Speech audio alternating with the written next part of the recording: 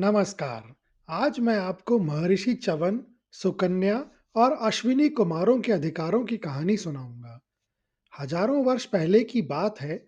भृगु ऋषि के प्रतापी पुत्र च्यवन ने आत्म साक्षात्कार और इंद्रियों पर विजय प्राप्त करने के लिए घोर तप का मार्ग चुना। वे नर्मदा नदी के तट पर एक एकांत स्थान पर पद्मासन लगाकर बैठ गए। उनका संकल्प इतना कठोर था कि उन्होंने हिलना-डुलना तो दूर, अपनी पलकें झपकाना भी बंद कर दिया। समय बीतता गया, ऋतुएं बदलीं, वर्ष बीते और फिर दशक बीत गए। ऋषि च्यवन अपनी सुध-बुध खोकर ब्रह्म में लीन थे। धीरे-धीरे उनके शांत और स्थिर शरीर पर धूल जमने लगी। वर्षों के जल और मिट्टी के मेल से उनके चारों ओर दीमकों ने अपना घर बनाना शुरू कर दिया। कुछ ही वर्षों में उनका पूरा शरीर एक विशाल वल्मीक यानी दीमकों की बांबी के भीतर समा गया। बाहर से देखने पर वह केवल मिट्टी का एक ढेर जैसा प्रतीत होता था। घास फूस और कटीली झाड़ियों ने उस बांबी को चारों ओर से घेर लिया। केवल दो सूक्ष्म छिद्रों से उनकी आंखों की ज्योति किसी बुझते हुए दीपक की तरह कभी कभी चमक उठती थी। उसी काल में राजा शर्याती अपनी युवा पुत्री सुकन्या और विशाल सेना के साथ उसी वन में आखेट और विहार के लिए आए। राजकुमारी सुकन्या अपनी सखियों के साथ वन के सौंदर्य को निहार रही थी। चलते चलते उनकी दृष्टि उस विचित्र मिट्टी के ढेर पर पड़ी। सुकन्या ने देखा कि उस मिट्टी के ढेर के भीतर दो छोटे छोटे छिद्रों में कुछ चमक रहा है। उन्हें लगा कि शायद उनके मिट्टी के ढेर के भीतर कोई अनमोल रत्न है या कोई विशेष प्रकार का जुगनू छिपा बैठा है। कौतूहलवश सुकन्या ने पास पड़ी एक नुकीली लकड़ी उठाई और उन चमकते हुए छिद्रों में जोर से चुभा दी। जैसे ही लकड़ी भीतर गई, उन छिद्रों से रक्त की धारा बह निकली। सुकन्या डर गई। उसे लगा कि उसने किसी जीव की हत्या कर दी है। तभी अचानक पूरे वन का वातावरण ही बदल गया। राजा शर्याती के शिविर में हाहाकार मच गया। राजा समझ गए कि निश्चित ही किसी ने इस क्षेत्र के रक्षक ऋषि का अपमान किया है। जब राजा उस स्थान पर पहुंचे और दीमकों की उस बांबी को साफ किया गया, तो भीतर लहूलुहान आंखों वाले अत्यंत वृद्ध और दुर्बल ऋषि च्यवन प्रकट हुए। राजा भय से कांपने लगे। तब सुकन्या ने रोते हुए अपनी भूल स्वीकार कर ली। अंधे हो चुके ऋषि च्यवन ने राजा से कहा, राजन, तुम्हारी पुत्री ने अनजाने में ही सही मेरी तपस्या भंग की है और मुझे दृष्टिहीन कर दिया है। अब इस वन में मेरी सेवा कौन करेगा?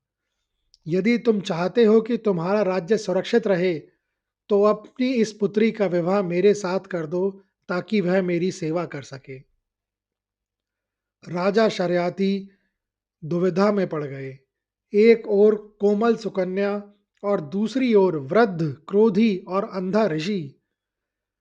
लेकिन सुकन्या ने साहस दिखाया और अपने पिता के राज्य के कल्याण के लिए उसी क्षण उस वृद्ध ऋषि को अपने पति के रूप में स्वीकार कर लिया।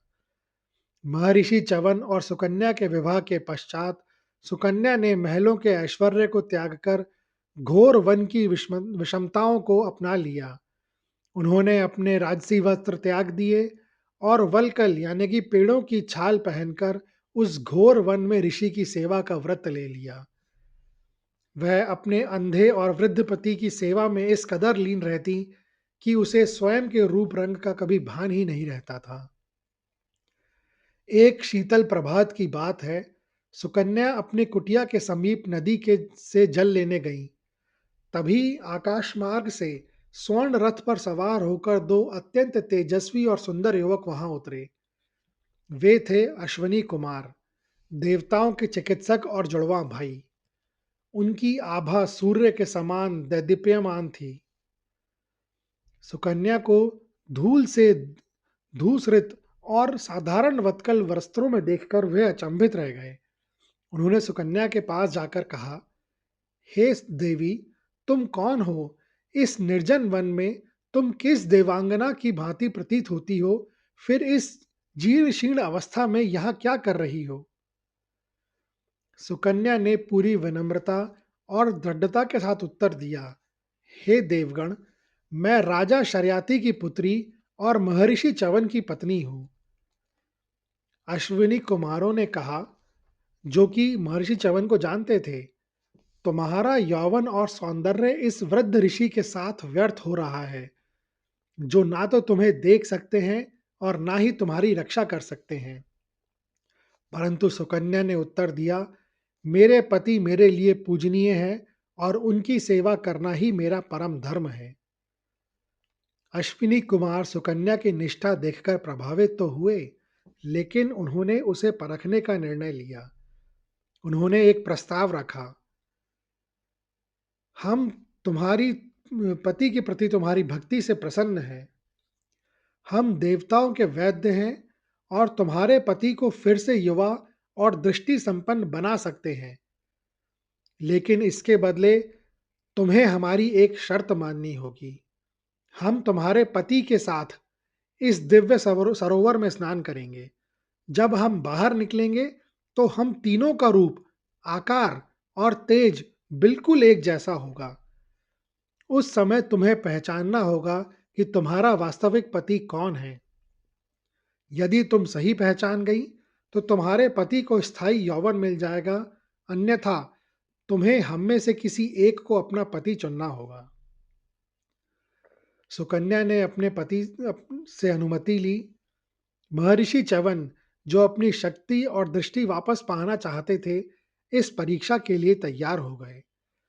ऋषि च्यवन और दोनों अश्विनी कुमार उस पवित्र सरोवर के जल में उतर गए। कुछ क्षणों बाद जब वे जल के बाहर निकले तो वहां का दृश्य देख सुकन्या चकित रह गई। उसके सामने तीन अत्यंत सुंदर, बलशाली और तेजस्वी पुरुष खड़े थे।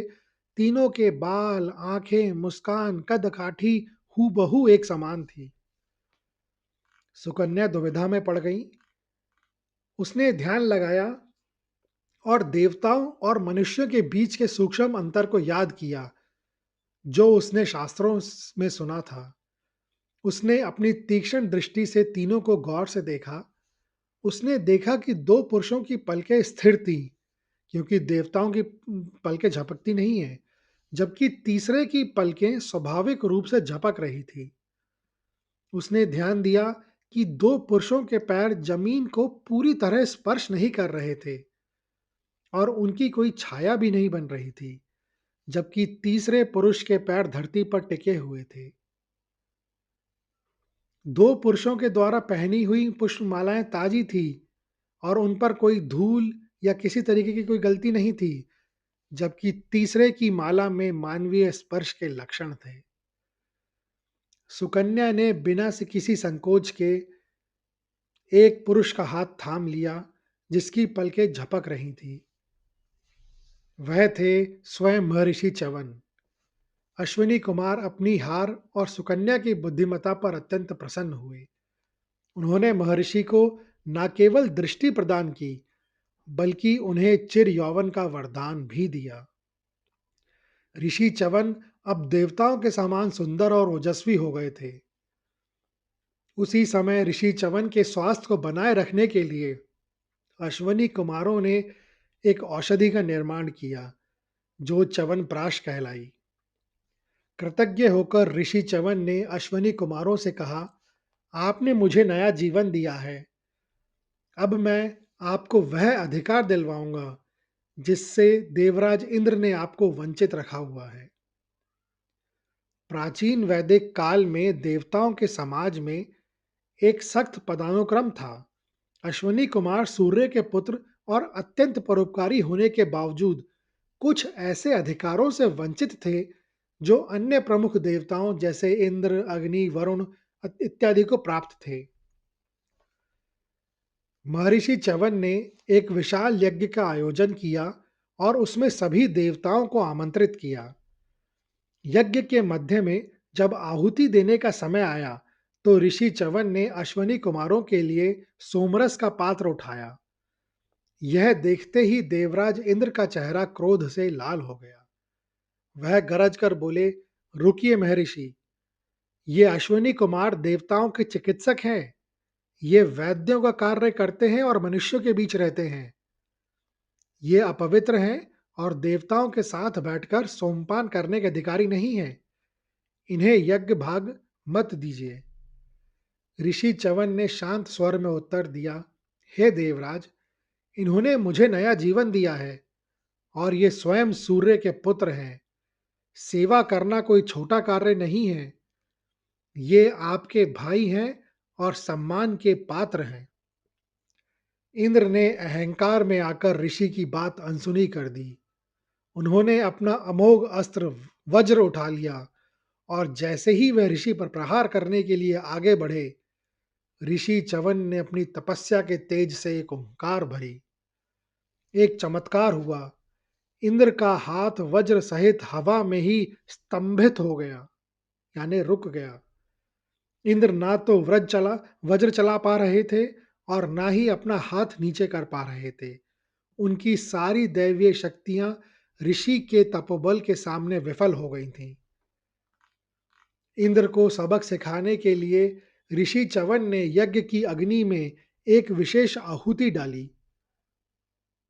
तुरंत ही उस अग्नि से एक अत्यंत विशाल और डरावना असुर प्रकट हुआ, जिसका नाम था मद। उसका शरीर पर्वत जैसा विशाल था। उसके 4 बड़े दांत थे, जो यमराज के दंड की तरह दिख रहे थे। उसका एक जबड़ा पृथ्वी को और दूसरा आकाश को छू रहा था। वह साक्षात मृत्यु की तरह अपना मुख फैलाकर इंद्र को निगलने के लिए आगे बढ़ा। पूरे स्वर्ग लोक में हाहाकार मच गया। इंद्र ने जब देखा कि ना उनका वज्र काम कर रहा है, ना ही कोई अन्य देवता उनकी रक्षा कर पा रहा है, तो उनका अहंकार चूर-चूर हो गया।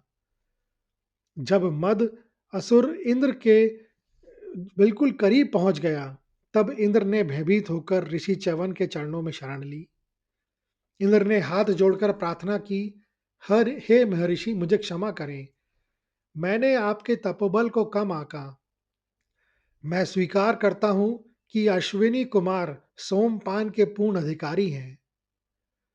दयालु ऋषि च्यवन ने अपना क्रोध शांत किया। उन्होंने मद असुर को वापस बुला लिया और उसे 4 भागों में विभाजित कर दिया। मदिरा, स्त्री, द्यूत यानी कि जुआ और मृग्या यानी कि अत्यधिक शिकार। कहा जाता है कि मद का वास आज भी इन 4 चीजों में रहता है। ऋषि च्यवन ने इंद्र के हाथ को मुक्त किया और उस दिन पहली बार अश्विनी कुमारों ने देवताओं के साथ बैठकर ससम्मान सोमरस का पान किया। महर्षि च्यवन ने उन्हें जो अधिकार दिलवाए, वो थे, पहला, सोमपान का अधिकार। यह सबसे महत्वपूर्ण अधिकार था। वैदिक यज्ञों में सोम, एक दिव्य अमृत तुल्य पेय की आहुति दी जाती थी। केवल उन्हीं को देवता माना जाता था जो यज्ञ के दौरान सोमरस का हिस्सा ग्रहण करते थे। इंद्र का तर्क था कि अश्विनी कुमार वैद्य हैं। प्राचीन धारणा के अनुसार जो दूसरों की बीमारियों और शारीरिक अशुद्धियों का इलाज करता है, वह देवताओं के शुद्ध समाज में बैठने के योग्य नहीं है। ऋषि च्यवन ने यज्ञ के माध्यम से उन्हें वह यज्ञ भाग दिलवाया, जिससे वे औपचारिक रूप से पूर्ण देवता बन गए। दूसरा, हवि ग्रहण करने का अधिकार। जब भक्त यज्ञ करते हैं, तो वे देवताओं का नाम लेकर अग्नि में हवि जैसे घी, अन्न डालते हैं। पहले अश्विनी कुमारों के नाम ही की अलग से आहुति नहीं दी जाती थी। च्यवन ऋषि ने सुनिश्चित किया कि भविष्य के सभी यज्ञों में अश्विनी कुमारों के नाम का उच्चारण किया जाए और उन्हें उनका भाग मिले। तीसरा अधिकार, देवताओं की पंक्ति में स्थान। स्वर्ग की सभा में अश्विनी कुमारों को सेवक या सहायक की दृष्टि से देखा जाता था, शासक या पूजनीय की दृष्टि से नहीं। इंद्र उन्हें अधम यानी निम्न कोटि का मानते थे, क्योंकि वे मनुष्य के संपर्क में बहुत अधिक रहते थे। इस घटना के बाद उन्हें महर्षि और देवता दोनों का सम्मान मिला और वे देवताओं की मुख्य श्रेणी में शामिल हो गए। और चौथा अधिकार, अमृत की पूर्ण स्वीकृति। यद्यपि अश्विनी कुमार दिव्य थे, लेकिन यज्ञ भाग ना मिलने के कारण उनकी अमरता और शक्ति को इंद्र द्वारा चुनौती दी जा सकती थी। सोमपान करने के बाद उनकी दैवीय स्थिति अपरिवर्तनीय हो गई। इस घटना ने सिद्ध कर दिया कि ज्ञान और तप की शक्ति शास्त्रों और पद के अहंकार से कहीं बड़ी होती है। साथ ही समाज की सेवा करने वाले चिकित्सकों का स्थान देवताओं के समकक्ष स्थापित हुआ। यह कहानी सुनने के लिए धन्यवाद। अगर आपको यह कहानी अच्छी लगी हो तो कृपया इस वीडियो को ज़्यादा से ज़्यादा लोगों के साथ शेयर करें, लाइक करें और चैनल को सब्सक्राइब करें। कमेंट्स बॉक्स में लिखें ओम विष्णुदेवाय नमः।